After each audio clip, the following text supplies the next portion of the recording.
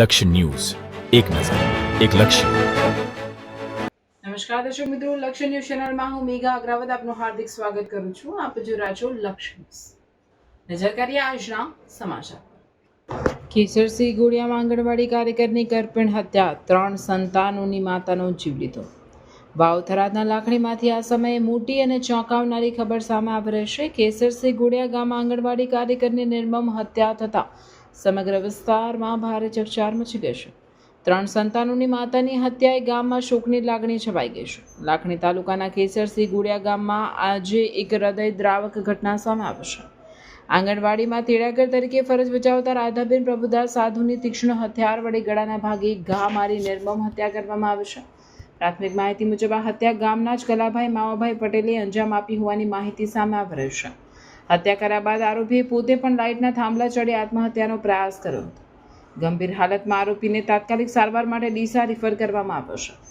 ઘટનાની જાણ થતાં જ આગથડા પીઆઈ અને દિયોદર ડીવાયએસપી ઘટના સ્થળે દોડી આવ્યા હતા. મૃતદેહને લાખણી સરકારી હોસ્પિટલ ખાતે પીએમ માટે મોકલવામાં આવ્યો છે અને સમગ્ર મામલે કાયદેસરની કાર્યવાહી હાથ ધરવામાં આવી છે. આ ઘટનાના પગલે મોટી સંખ્યામાં લોકો એકત્રિત થયા હતા. સ્થાનિકોમાં ભારે રોષ જોવા મળી રહ્યો છે અને આરોપી વિરુદ્ધ કડક કાર્યવાહી કરવાની માંગ ઉઠી છે. એક તરફ નિર્દોષ માતાની હત્યા અને બીજી તરફ આરોપીનો આત્મહત્યાનો પ્રયાસ. આ ઘટનાએ સમગ્ર વિસ્તારમાં સનસની ફેલાવી દીધું છે. હાલ પોલીસ તપાસ ચાલી રહી છે. દરેક અપડેટ માટે જોડાયેલા રહો અમારી સાથે. અહેવાલ રૂડાભાઈ રાજપૂત. લાખણી તાલુકાના કેસરસિંહ ગોળિયા ગામે આજે આંગણવાડીમાં તેડાગર તરીકે ઘણા વર્ષથી નોકરી કરતી રાધાબેન, જેના પતિનું નામ પ્રભુદાસ ગેવરદાસ સાધુ વૈષ્ણવ છે અને તેનું આંગણવાડીના મકાન ખાતે જ મર્ડર કરવામાં આવેલ છે, ખૂન નીપજાવવામાં આવેલ છે, ચપ્પુના ઘાથી ખૂન નીપજાવવામાં આવેલ છે. એ ઘટનાથી તમામ સમાજોમાં ખૂબ ભારે અરેરાટી પ્રસરી ગઈ છે.